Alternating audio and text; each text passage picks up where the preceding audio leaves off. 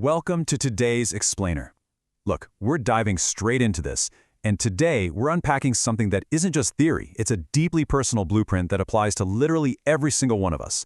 We're looking at the architecture of persistence. If you are currently navigating a deep personal setback, if you're feeling the sheer weight of an obstacle that just seems entirely immovable, I want you to know this Explainer is built specifically for you. We're going to look at the structural foundation of what it actually takes to push through those dark moments and build a resilient mindset.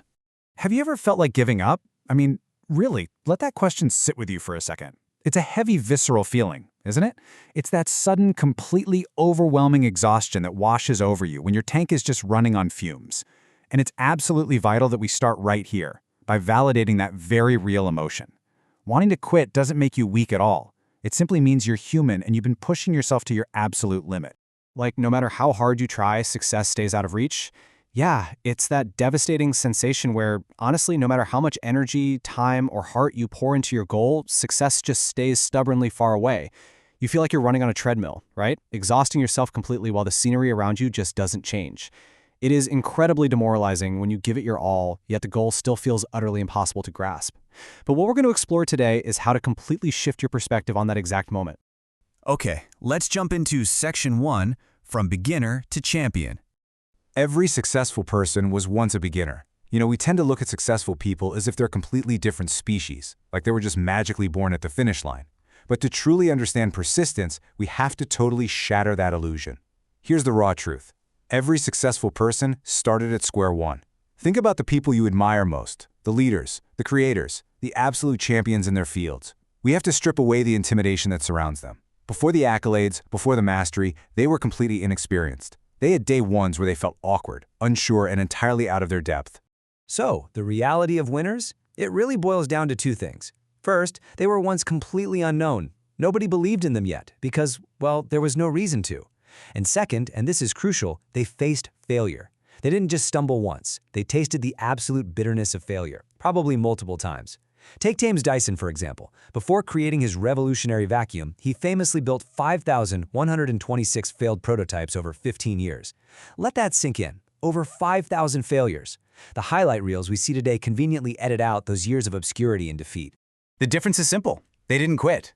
If they started exactly where you are right now and they failed just like you might be failing at this very moment, what is the single vital differentiator between those who succeed and those who just fade away? It's not genius. There's no magic trick. The difference is simply that they didn't quit. In that moment of overwhelming exhaustion that we talked about earlier, they made the active choice to stay in the game for just one more day. The journey to success really breaks down into two steps. Step 1, the small steps you take today.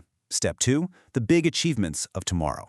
But the distance between those steps, that is where the real work happens. Listen, your dreams simply don't work unless you do.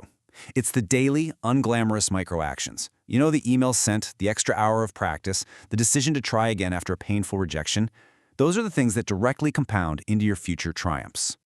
Moving right along to Section 2, Reframing Your Mistakes.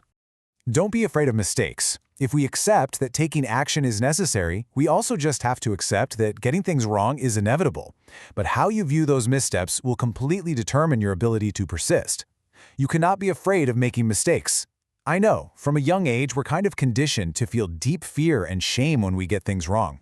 We think a mistake is this giant neon sign signaling that we aren't good enough. I urge you to drop that shame right now. Fear of making a mistake is a paralyzing force. It keeps you frozen in place. And when we talk about the architecture of persistence, being frozen is literally the only way to lose. Mistakes are actually proof that you are, number 1, trying. Let's flip that old definition on its head. You're actually in the arena taking swings.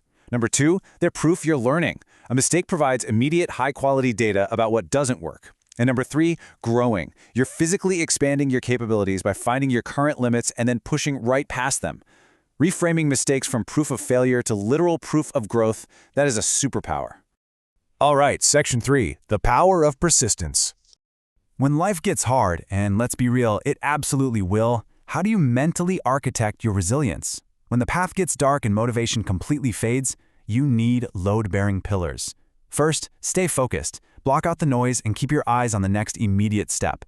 Second, when others doubt you, believe in yourself. You simply cannot rely on external validation to fuel your journey, because I promise you, There will be long stretches where nobody is clapping for you. And third, when you fall, stand up stronger. You don't just recover, you use the fall to forge a much thicker armor. Perfect versus persistent. Consider this sharp, incredibly liberating contrast. So many people give up because they hold themselves to the impossible, brittle standard of being perfect. And the thing about perfection is, when it breaks, it shatters entirely. But success is absolutely not about being perfect. It is about the attainable, malleable standard of being persistent. Persistence bends, it adapts, it takes a heavy hit, and it keeps moving forward. Choose persistence over perfection every single time. And finally, Section 4, create your future today. How to proceed.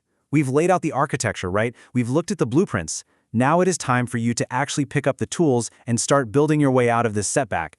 Here's your concrete mental staircase. Step 1, keep moving forward. Even if it's just an inch, momentum is life. Step 2, keep working. Put in the reps, do the unglamorous daily tasks. And step 3, keep believing. Pair that physical action with the unshakable internal conviction that your efforts will absolutely compound. This is exactly how you actively climb out of the dark. Your future is created by what you do today. That is the absolute truth. It's not created by what you plan to do tomorrow, and it is certainly not defined by the mistakes you made yesterday. The choice you make right now in this exact moment of doubt dictates the reality you're going to wake up to in the future. So what to do right now? Number 1, start now. Don't wait for the perfect conditions, because they literally don't exist. Number 2, stay strong. Anchor yourself in the reality that you are actively growing through this pain. And number 3, never give up. Make the definitive, non-negotiable decision today that quitting is just no longer an option on the table for you. Let this ignite a renewed, fierce commitment to your goals. Believe in yourself. Your time is coming. I really want to leave you with this final, lingering message. If you do the work, if you embrace those messy mistakes, and if you simply refuse to quit, the architecture of your persistence will eventually build the success you've been chasing. So here's my question for you. When you wake up tomorrow, will you choose the comfort of giving up, or will you choose the immense power of taking just one more step? Keep building. I'll see you next time.